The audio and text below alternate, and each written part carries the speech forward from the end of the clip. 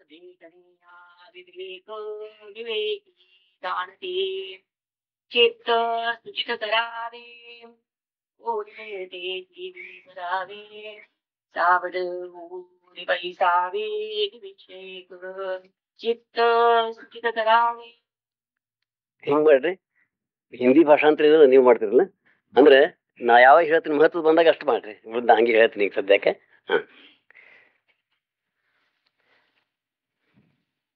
आता दासबोध हा विषय ग्रंथाचा विषय घेतलेला आहे. कोणत्याही ग्रंथाचं परीक्षण, बहिरंग परीक्षण, अंतरंग परीक्षण असे दोन प्रकारचे परीक्षण असतात. बहिरंग परीक्षण म्हणजे कोण, काय, ग्रंथकर्ता कोण, त्याचे चरित्र, त्यांचे चरित्र, ग्रंथ केव्हा लिहिले गेला, मग काळ कुठे, केव्हा, कोणी, आणि मग त्याचे चरित्र काय वगैरे वगैरे आहे. ह्या गोष्टीचे ते आहे ते बहिरंग परीक्षण म्हटले जाते. आणि अंतरंग परीक्षण म्हणजे काय विषय आहे त्यात प्रतिपादन केलेलं आहे हे त्याला अंतरंग विषय. हे दोन्ही आम्ही नेहमी अंतरंग विषयातच आम्ही चर्चा करतो, एक निरूपण करतो. पण बहिरंग परीक्षण सुद्धा थोडं काय माहिती पाहिजे आम्हाला. की रामदास स्वामी लिहिले इतकं माहिती आहे, पण केव्हा लिहिले, काय, हे याबद्दल कुठे लिहिले वगैरे काही लोकांना माहिती आहे, काही लोकांना नाही. हे शिवदुर्गामध्ये लिहिलं आहे ग्रंथ, हे तुम्ही जाणता हो की नाही. पण रामदास स्वामीचे चरित्र ते कुठे जन्मले, मग त्यांचे चरित्र मग पुष्कळ काही ना माहिती नाही. जांब मध्ये ते जन्मले, गोदावरी नदीच्या काठी किंवा त्या जवळ जांब मध्ये ते जन्मले. मग ते त्यावेळेप्रमाणे त्यांचे लग्न 12 वर्षाचे असताना त्यांचं लग्न ठरलं आणि ते लग्न मंडपातून पाहून गेले. हेही माहिती आहे पुष्कळ लोकांना, की नाही काही कोणाला माहित नाही.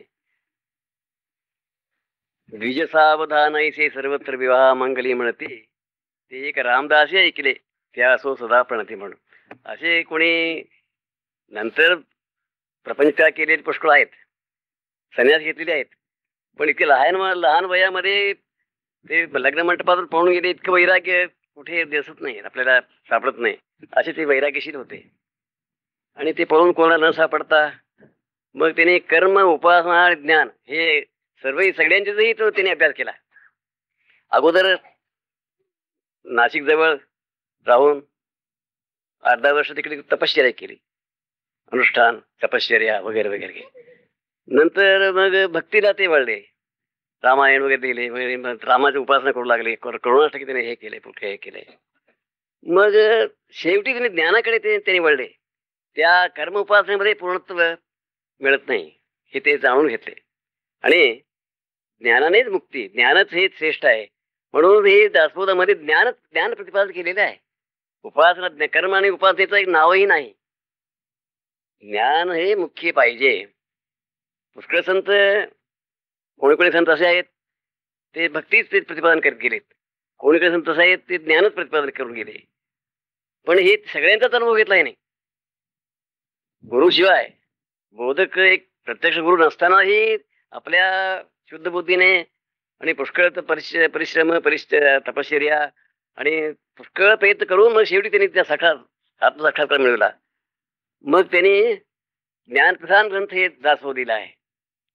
दासबोध आहे त्यामध्ये ज्ञान प्रतिपादनाशिवाय काही दुसरं काही नाही.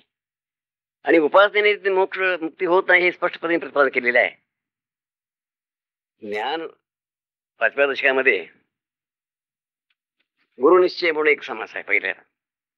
मग दुसरा समास गुरु लक्षण म्हणून आहे, सद्गुरु लक्षण. मग सच्चिष्ट लक्षण आहे. मग बहुधा ज्ञान निपुण आहे, बहुधा उपदेश आहे. म्हणजे कोणी राम राम सांगते, कोणी कष्टकरी सांगते, कोणी तुकाय सांगते, मल्हारे म्हणते, असे नाम मंत्र सांगतात. आणि पण ते काय त्याच्याने मुक्ती होत नाही, स्पष्टपणे ते लिहिलेले आहे. म्हणजे ज्ञानानेच मुक्ती, अद्वैत ज्ञान आहे. साक्षात्कार हे ज्ञानानेच आपला साक्षात्कार होणार, ज्ञानानेच मुक्ती होईल असे प्रतिपादन त्यांनी स्पष्टपणे केलेले आहे. या दासबोधामध्ये 6व्या दशका आणि पूर्वी काय 7 दशकाचा दासबोध होता. अगोदर म्हणजे 7 दशकामध्ये सगळा विषय येऊन गेलेला आहे. त्यामध्ये 5 दशकामध्ये त्यांनी पूर्व पक्ष म्हणजे काही माहिती वगैरे सगळं देऊन 6व्या आणि 7व्या 2 दशकामध्ये ज्ञान प्रतिपादन केलेलं आहे. ही 2 दशक आम्ही अभ्यास तुम्ही केला संबंध असल्याचं मग तुम्हाला आकलन झालं असं मला समजायला हरकत नाही. समजलं की नाही? आता दासबोधाचं चरित्र तर रामदास स्वामी चरित्र, मग त्यांनी कर्म उपासना करून मग ज्ञानाला वळले किंवा ज्ञानच श्रेष्ठ आहे, ज्ञानानेच मुक्ती आहे असं स्पष्टपणे त्यांनी इकडे प्रतिपादन केलेले आहे.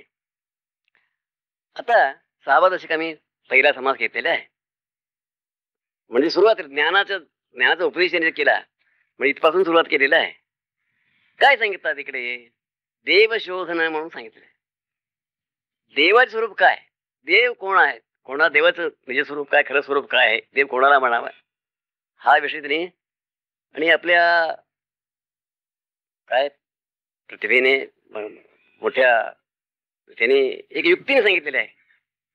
देव म्हणजे सगळे लोक कोणाला म्हणतात आणि खरे देवस्वरूप कोणतं आहे हे दोन्ही कोणालाही ते न दुखवता पण कोण नाही कोणाला नाही म्हणता, पण त्यांना त्यांच्याच मार्गाने जाऊन मग देवाचं खरं स्वरूप काय आहे ते दाखवून दिलेलं आहे.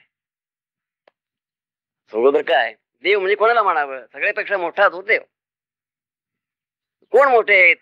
आता कोणी व्यक्ती ग्रामाधिपती देशात राजा हे अध्यक्ष आणि हे ते कोणी असं तो म्हणणार, पण ते देव होऊ शकत नाही. कारण काय हे संबंध जगत निर्माण कोणी केले आहे तोच मोठा. सगळ्यांना सगळ्या व्यक्तींना जगाला इतकंच नव्हे जगात संरक्षण जो करतो, उत्पत्ती स्त्री लय करणारा म्हणजे ते 3 रूपाने तो करतो असं सगळ्यांची हे आहे समज आहे. ब्रह्मारूपाने तो उत्पत्ती करतो, विष्णू रूपाने संरक्षण करतो, रुद्र रूपाने संहार करतो. हे तिन्ही ज्याचे अवतार आहेत असे ते सर्वज्ञ सर्वशक्त कर्तुम अखर्त अन्यथा कर्तुम असा जो सर्वशक्त आहे, शक्तिमान सर्वज्ञ सर्वशक्त असा जो आहे तो देव, तो परमेश्वर हे सगळ्यांना मान्य आहे. हो की नाही?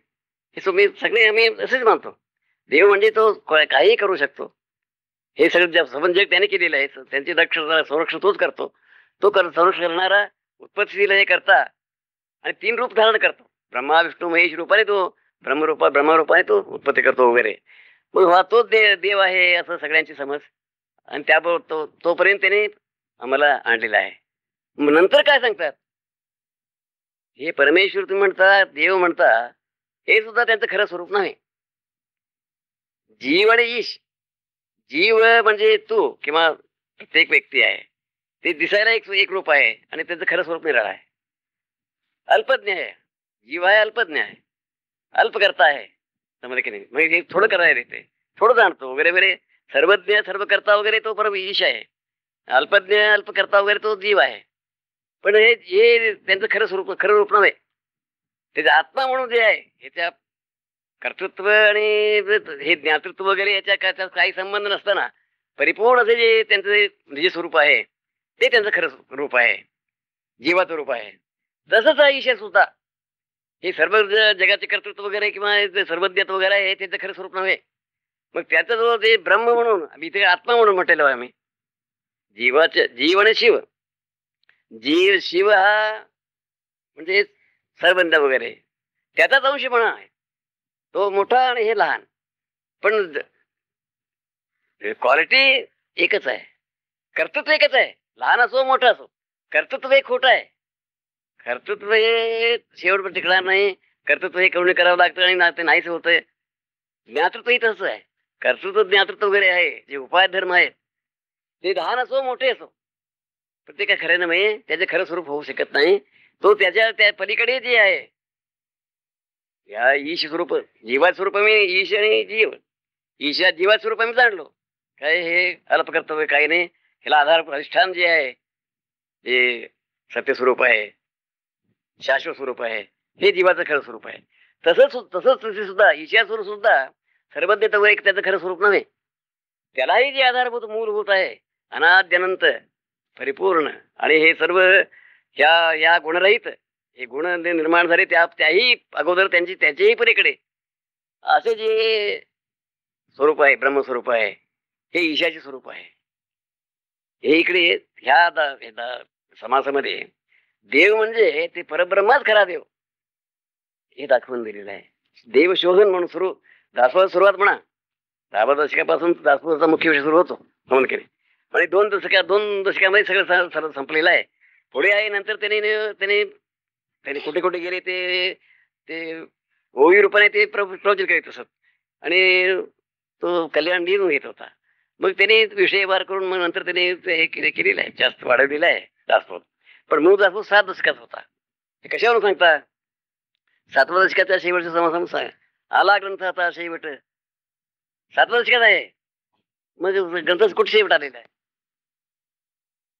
हे ते सांगितले स्पष्ट सद्गुरू भजन म्हणून सांगितले. एकंदरीत काय 7व्या दशकाच्या पहिल्या समाजात देवाचे स्वरूप कोणतं आहे, देव म्हणजे कोणाला म्हणावा समाधान ह्याच्यामध्ये जगी थोरला देव तो चोरीला असे गुरु हिन तो सर्वथा हिन दिसे. हा देव आहे परब्रह्मरूपी ते खरा देव आहे.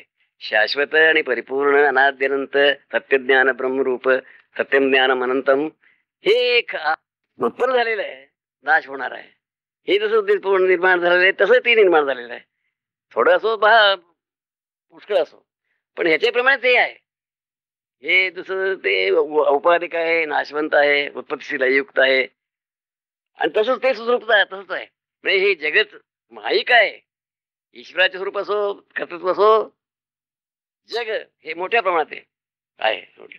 मोठ्या प्रमाणात खोटच केलं नाही. खोटे मोठ्या प्रमाणात आणि लहान प्रमाणात काय चित्रात चित्री दिसे ना कोण थोर कोण साना लहान कोण आहे कोण खोट आहे खोटेच आहे सगळे. म्हणजे मोठं कर्तृत्व असो लहान कर्तृत्व असो ते दोन्ही नाशवंतच आहे, दोन्ही औपाधिकच आहेत. मग त्याच्यामध्ये आम्हाला काय चिर शांती किंवा मोक्ष त्या मिळणार नाही हे त्यांनी ह्याच्या अगोदर प्रतिपादन केलेलं आहे. मुक्तीचे दृष्टी म्हणून हे केलेलं. हे सलोकता, समीपता, स्वरूपता, सायुजिता हे 4 मुक्ती आहेत. हे सगुण देवाची भक्ती करून सलोक त्यात देवाच्या लोकात जाऊन राहू, त्याच्या समीप राहू, मग त्याच्याप्रमाणे काही स्वरूप आपल्याला येईल. हे 3 मुक्ती आहेत. 3ही मुक्ती नाशवंत म्हटले. मग चौथी ती आहे निर्गुण ज्ञान हे ब्रह्मस्वरूप आहे, त्याचे ज्ञान आहे. त्या ज्ञानाने आम्हाला सायुजी मुक्ती होणार हे मुख्य आपण जाणलं पाहिजे. म्हणजे आपली सार्थकता कशात आहे? निर्गुण स्वरूपात आहे, आपल्या निज स्वरूपात आहे, आपल्या आत्मस्वरूपात आहे की नाही. मग हे त्यांनी देवाचे स्वरूप देवशोधन देवस्वरूप काय आहे हे इकडे दाखवून दिलेलं आहे. आता 15 म्हणून देव ओळखावा सार्थकची करावा न कळे तरी तत्संग धरावा म्हणजे कळे. हे कोणी एका ठिकाणी म्हटलेलं आहे जितुके गाव तितुके देव जनाकारणे म्हटलंय. किती रोज देव आणि कोणी मेले की देवच होतो. आता असा प्रसंग आहे देव होण्याला काय लागत नाही. मरणे म्हणजे देव होणे. कोणी मरो काहीतरी काय करतात देव बनवतात देव बांधतात. असे देव पुष्कळ शेकडो हजारो लाखो देव झालेले आहेत. कोण जाणे त्यात खरं कोणतं कोणी नाही म्हणेल. म्हणजे ह्याच्यावरून ते त्या जनाकारणे जितके गाव तितके देव म्हणतात. एका गावात सुद्धा एकच कुठे पुष्कळ लोक आहेत देव आहेत आणि त्या देवानुसार कमी जास्त आहेत. एका देवात सुद्धा मारुती आहे म्हणा, एक देवाचा मारुती जास्त तो प्रभावशाली आहे किंवा त्याचा हे आहे तो लहान तो मोठा असंही पण आम्ही एक भेद करतो त्यात. म्हणजे एक सांगण्यात येतं काय देव म्हणजे कोणाला म्हणावं ते शाश्वत स्वरूप आहे, ब्रह्मस्वरूप आहे, सर्वव्यापक आहे, सर्वाधिष्ठान आहे, अनादिनंत आहे, परिपूर्ण आहे, केवळ त्या नामरूप आकार गुण कर्तृत्व भोक्तृत्वात रहित आहे आणि परिपूर्ण आहे. त्याला देव म्हणावं. देवस्वरूप ते आहे. ते स्वरूप ओळखा म्हणतात. हे स्वरूप कोणी त्या जाणण्याकरता मग ते स्वरूप ज्याने जाणलेलं आहे त्यांच्याकडेच आम्ही गेले पाहिजे. हे देव जगामध्ये लोकांमध्ये हे ज्ञान मिळण्याचे अशक्य आहे. कारण त्यांचा अभिमान असतो, आपल्या उपास दैवतेचा अभिमान असतो. आमचा देव मोठा, आमचा दुसरा म्हणतो आमचा देव मोठा, आमच्या देवाने हे केलेलं आहे, आमच्या देवाने हे केलेलं आहे. पण असे अभिमान असल्यामुळे ते सत्य जाणू शकत नाहीत. हे सत्यदृष्टीचे ज्ञानी आहेत त्यांनी मत जाणलेले आहे आणि त्याचा अनुभव घेतलेला आहे. मग काय म्हणतात तिकडे न कळे तरी सत्संग धरावा. न कळे तरी देव कोण आहे कळत नाही आम्हाला. कळे अवघड आहे त्यामध्ये. स्वबुद्धीने आपण हे त्याचा शोध घेऊ लागला. रामदास स्वामीने स्वबुद्धीने जाणले ते, पण किती श्रम पडला त्यांना. गुरुशिवाय त्यांना समजलं. मग मग शेवटी तरी दासोमध्ये गुरुशिवाय ते मुक्ती होणे शक्य नाही इतकं लिहून ठेवलेलं आहे. कारण काय, स्वतः करणं म्हणजे कोणाला तरी एकाला, लाखातून एकाला तर साध्य होणार. मग ते अपवाद म्हणून समजायला पाहिजे. ते आपण नेहमी करू पाहतो, होऊ नये म्हणून त्याने काय लिहिले, गुरुविण मुक्ती त्रिकाली कधीही शक्य नाही असं लिहून ठेवलेलं आहे. म्हणजे हे देवस्वरूप जाणण्यासाठी सत्संग धरावा. त्याने मग पुष्कळ तरी विचार आणि संशोधन, श्रवण आणि त्याचं पुष्कळ साधन करून आपले संबंध आयुष्यामध्ये ते त्याने ते ज्ञान त्यांनी कमावले असतात. मग ते आहे ते आम्हाला देतात ज्ञान. मग त्यांच्याकडून मिळवणं हे बरं. पण आपण स्वतःच्या बुद्धीने आपण हे करू म्हणजे अशक्य गोष्ट आहे. म्हणून सत्संग धरावा म्हणतात. जो जाणेल भगवंत तया नाम बोलिये संत. जो शाश्वत आणि अशाश्वत निवाडा. संत कोण?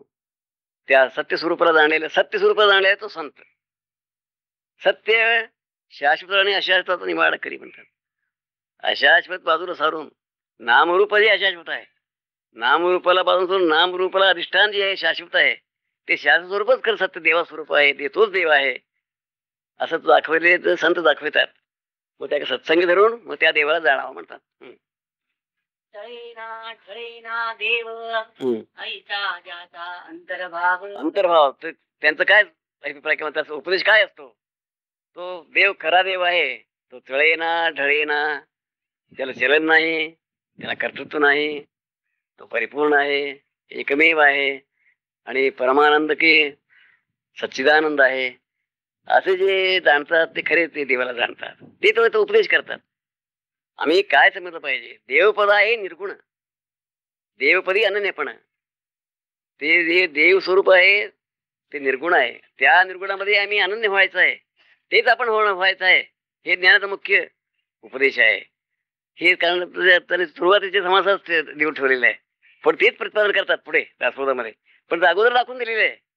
आम्ही काय जाणलं पाहिजे? सगुणाचे आम्ही त्याला आधारभूत किंवा त्याला उपकार काय, सगुणाच्या आधारे निर्गुण पाहिजे निर्धार हे खरं आहे. सगुण म्हणजे गुरु सगुण आहेत आणि त्यांचं उपदेश म्हणजे सांगणे वगैरे हे सगुण आहे, पुस्तक सगुण आहे, हे सगळं आहे. पण सगुणांच्या आधारे निर्गुण पाहिजे हे ह्याचा आधार नाही काय होईना, पण निर्गुण आपण ओळखलं पाहिजे. निर्गुणाचं ज्ञान आपण मिळवलं पाहिजे. निर्गुण स्वरूप आपण त्याचं जाणलं पाहिजे आणि आपलं स्वरूप आहे ते जाणून मग त्यामध्ये आनंद राहिलं पाहिजे. देवस्वरूप आहे निर्गुण, निर्गुणी राहावे अनन्य, हे मुख्य उपदेश आहे. दासबोधाचा उपदेश हा आहे. हे कोणी बहुतेक 100-99 लोक हे जाणत नाहीत. दासबोध राजकारण सांगितले म्हणून सांगतात, दासबोध नामस्मरण सांगितले म्हणून एक मूवी दाखवा. नामस्मरणाचा एक समाज सोडून संबंध दासबोधामध्ये एक तरी शब्द आहे काय?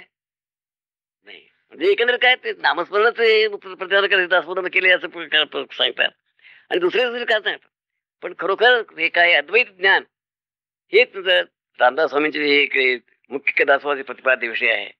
अद्वैत ज्ञान मिळवलं पाहिजे. आणि देवाचं स्वरूप म्हणजे निर्गुण निराकार परिपूर्ण सतत परब्रह्म सत्य आहे, सत्य ब्रह्म आहे. तेच देवा स्वरूप आहे, तोच खरा देव आहे. ते पुढे पुढे म्हणतात.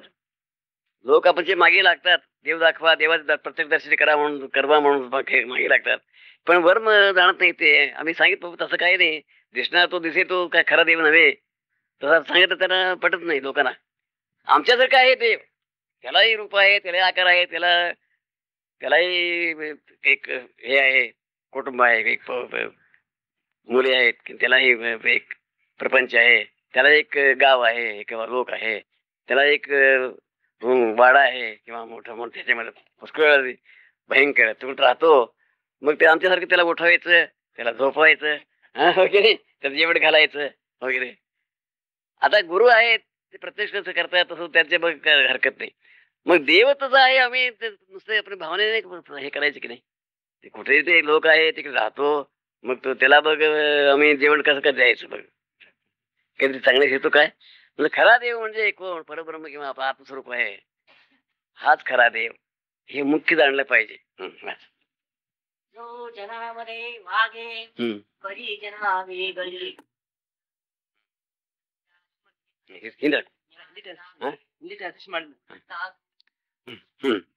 तोच जना वेगळी गोष्ट सांगे.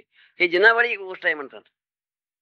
हे जना वेगळी की नाही, जगात कुठे ऐकू येणार नाही, थोडं कोणाला शक्य नाही. नाम नाही, रूप नाही, आकार नाही, गुण नाही, करणे नाही, धरणे नाही, भावना नाही, असं नाही नाही नाही नाही हे कुठे मिळते म्हणतात. हे कोण सांगणार? गुरु किंवा ते ज्ञानी आहेत ते आम्हाला हे करणार. जना वेगळी गोष्ट सांगे. हे जना लोकांमध्ये व्यवहार, लोकांची प्रवृत्ती पुढे आहे, हो की नाही. काहीतरी कमावावं, काहीतरी करावं, काहीतरी हे करावं, हे त्या लोक जगात करून दाखवावं किंवा काहीतरी मिळवावं, काहीतरी असं हे प्रवृत्तीपर आहे. हे निवृत्तीपर आहे. जिकडे करणे नाही, धरणे नाही, मिळविणे नाही, चांगली नाही, वाईट नाही वगैरे नाही, नाही ती नाही ती नाही ती नाही ती असं हे कुठे मिळणार ज्ञान? आणि त्यामध्ये सर्व सर्व आपल्याला जो पाहिजे आनंद आहे तिकडे सामावलेला आहे. परिपूर्ण आनंद कुठे आहे? ह्या व्यवहारात नाही. निष्प्रपंचम शिवम शांतम असं त्यांनी हे केलेलं आहे. निष्प्रपंचम शिवम शांतम अद्वैतम एकम पुरुषांना सांगितलेलं आहे. तसे स्वरूप आपण जाणू, मग ते मात्र तेव्हा निवांत विश्रांती घेते. निर्गुणी विश्रांती पावती म्हणतात. निर्गुणामध्ये आपली विश्रांती सहज आपल्याला मिळणार आहे. ते देवा स्वरूप आहे. संत साधू महानुभावा देवदान मानवा सगळं सर्वात विश्रांती ठाव, विश्रांती ठाव, विश्रांतीची जागा, विश्राम ते देवा स्वरूप, निज स्वरूप आपलं आत्मा म्हणजे ते ब्रह्म. हे ते आहेच एक.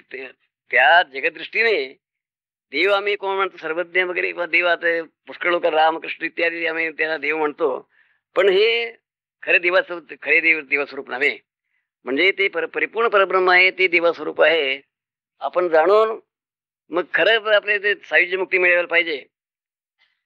तर रामदास स्वामी म्हणतात, मी म्हटलं ना अगोदर काय, द्विज सावधान सर्वत्र इसे म्हणती, ते एक रामदास ऐकले ते असं म्हणते.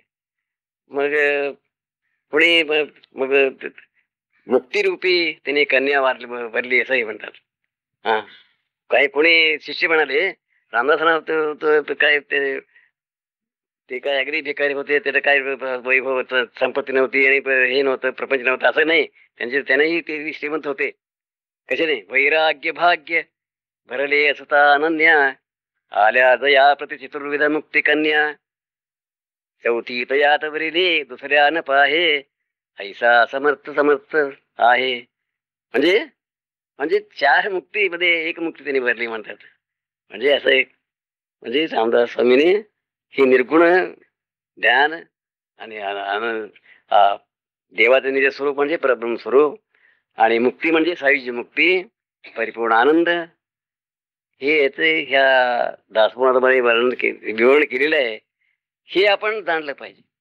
दासबोध ग्रंथात काय सांगितलं आहे मुख्यतः हे जाणून मग त्याचं विवरण पुष्कळ केले. ब्रह्म म्हणजे ब्रह्म, विमळ ब्रह्म, ब्रह्म ब्रह्म ब्रह्म, हे 5-6 समास आहेत. ब्रह्माचे चतुर्दश ब्रह्म, माया ब्रह्म, पुष्कळ तर सांगत गेले. पण लोक काय करतात, तितके ते सोडून देतात. मुख्य विषय तो सोडून देतात, ओके, आणि बाकीचे वाचतात. पण मुख्य विषय ग्रहण केलं पाहिजे.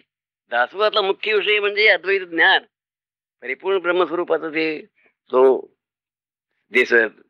स्वरूप आहे त्याचे विवरण किंवा त्याचे म्हणजे त्याचे ज्ञानही थोडं अवघडच आहे, पण त्याने करून दिलेलं आहे. 6व्या दशकामध्ये स्वप्नामध्ये स्वप्न म्हणून त्याने करून दिलेलं आहे. म्हणजे पुष्कळ प्रयासाने प्रयत्नाने त्या देवाचे किंवा परब्रह्म स्वरूपाचे तुम्हाला ज्ञान करून देऊन मग तिथे ते तुम्हाला सायुज्य मुक्ती प्राप्त करून देणे हे त्यांचा उद्देश आहे ग्रंथ लिहिण्याचा. मग तो उद्देश आम्ही ओळखला पाहिजे, सफल करून आपण त्याप्रमाणे आपण आकलन केलं पाहिजे. मग त्याच्यामध्ये आपल्याला सार्थक्य आहे. आणि जे परमात्मा निर्गुण त्याचीच म्हणावे काय किती स्पष्ट पडत, जाणजे परमात्मा निर्गुण त्याचीच म्हणावे ज्ञान, हे रती अज्ञान. बाकीचे असो सर्व काही, राम असो कृष्ण असो, त्या देव म्हणतो मी. आमच्यासारखं एक कल्पना केलेली आहे, भावना केलेली आहे. पुरी ज्ञानी होऊन येते, खोटं नव्हे. ज्ञानी ते पुरी होऊन गेलेली ज्ञानी आहेत, त्यांनी त्या स्थापना केलेली आहे, ते ग्रंथ लिहिले आहेत वगैरे सगळं खरं आहे. पण ते देव स्वरूप म्हणून आहे ते होऊ शकत नाही. रामकृष्ण म्हणा वगैरे. म्हणून म्हणतात जाणजे परमात्मा निर्गुण त्याचीच म्हणावे ज्ञान हेर ते अज्ञान सकळ काही. ते कथा आम्ही म्हणतो ते रामदास स्वामी सांगितले बहुधा उपदेश म्हणून सांगितले. त्यामध्ये कोणी राम राम म्हणते, रामणा मुक्ती होते म्हणून सांगतात, कोणी कृष्ण कृष्ण म्हणतात, कोणी दुसरे शिव शिव म्हणतात त्याची मुक्ती होतो, शिव तो करतो मुक्त करतो तुम्हाला म्हणा. पण ते काय खरं ज्ञान नव्हे, त्याच्याने मुक्ती होणार नाही. ते सगळे सर्व काही अज्ञान म्हणतात. ते सगुणाने सगुणा तुम्ही जर तिकडे अडकून पडला, ज्ञान नाही झालं, ज्ञानाशिवाय मुक्ती होणे शक्य नाही. हे हा विषय मुख्यत आहे. संबंध असो तुम्ही केलं की नाही, ते ज्ञान प्रतिपादन त्याला श्रवणाशिवाय दुसरं साधन सांगितलं नाही, कुठेही सांगितलं नाही. श्रवण आणि मनानं करा, संगती करा, सद्गुरू सेवा करा, त्याच्यापासून श्रवण करून घ्या, त्याचा विचार करा, त्याचा अनुभव घ्या, त्याचा अभ्यास करा. हेच साधन इकडे सांगितलं, दुसरं साधन कोणतंही सांगितलं नाही. आम्ही सांगतो ना नामस्मरण वगैरे आहे, पण हे ज्याला माहिती नाही, त्याला हे ज्ञान नाही, त्यांचे करता आहे ते. पण इकडे हे ज्ञान याला हे झालेलं आहे, आकल झालेलं आहे, त्याने ह्याचाच अभ्यास केला पाहिजे. आता नाम आहे, ओम म्हणा, नाम म्हणा, आता आहे त्याला की नाही, त्याचा आठवण येण्याकरता म्हणजे त्याचा ब्रह्मस्वरूपाला सुद्धा ओम असं एक नाव दिलेलं आहे. कसे करता आपलं ज्ञान त्याची आठवण होण्याकरता, आपले जे अकल झालेलं आहे त्याचे स्फुरण येण्याकरता म्हणून ओम म्हणायचं किंवा राम म्हणायचं. मग त्याचा अनुभव तिकडे प्रकट झाला की नाही, ओमही नाही रामही नाही, मग ते जाऊन आपण राहायचं आहे. नेहमी ते होऊन राहणे, अनुसंधान, निधिध्यास हे मुख्य साधन सांगितलेले आहे. मग ते आपण साधकाने आपण केलं पाहिजे. तुम्ही सांगा मराठीत हिंदीमध्ये हे सारांश सांगा तुम्ही, मी सांगितलं सगळं. बहुत कुछ कहा है हजारों शब्दों में, और मुझे थोड़े शब्द में कहना है. जस्ट दासबोध ग्रंथ है, रामदास स्वामी ने लिखा है. और जो ग्रंथ हम पढ़ते हैं तो उसमें बहिरंग और अंतरंग दोनों होता है. बहिरंग तो किसने लिखा, कब लिखा, क्या, वो जो बाहर का जो सब कुछ. और अंतरंग जो है वो अंदर का जो अर्थ है, वो अर्थ उनको क्या कहने का है, वो उसके ऊपर ध्यान होना चाहिए, वो समझ लेना चाहिए. रामदास स्वामी ये नित्य सिद्धि बचपन में ही जब उनकी शादी का विचार हो रहा था तो माँ बाप ने उनको तैयार कर लिया शादी के लिए. और जब सावधान शब्द आ गया शादी में, खबरदार, तो चल पड़े. यानी नित्य सिद्ध ही थे, वो ज्ञान पूरा था उनको. एक सावधान शब्द में जागृति आ गई. वो जागृति उन्होंने इस ग्रंथ में दिया है. मूल ग्रंथ तो 6-7 दशक ही था, महाराज जी बोलते हैं, क्योंकि 6 और 7 ये मुख्य है उसमें दशक, और ज्ञान दशक है. और एक ग्रंथ में क्या कहा है कि ज्ञान के बगैर मुक्ति नहीं हो सकती. दूसरे उपाय है. कोई लोग बोलते हैं कि रामदास स्वामी ने कुछ तपस्या की, साधना की, उपासना की, कर्मकांड किया, सब कुछ किया, लेकिन बाद में ज्ञान ही, जो ज्ञानी है वो नित्य सिद्ध हो तो ज्ञान आता ही है. नहीं तो उपासना कर्मकांड जो है वो जो जिनकी अवस्था अभी ऊपर नहीं है उनके लिए वो करना ही होता, उन्होंने किया. उन्होंने गुरु नहीं किया, अपना आत्म उसको ही, उनको ही गुरु मान के उन्होंने की और ज्ञान प्रकट हुआ. इसमें 6 और 7 ग्रंथ में क्या लिखा है ज्ञान में, तो देव शोधना है. सच्चा देव कौन, ये उन्होंने कहा है कि हर ग्राम का एक देव होता है, हर समाज का एक देव होता है, और राष्ट्र का एक होता है. ऐसे देव बहुत होते हैं, लेकिन सच्चा देव जो है वो एक ही है, वो परब्रह्म है. जीवात्मा और परमात्मा एक ही है. परमात्मा एक ही है, उसका ही अंश मात्र ये जीव है। और इसमें कहा है कि ज्ञान, वो ज्ञान क्या है, तो ये जीवात्मा और परमात्मा एक ही है, अद्वैत।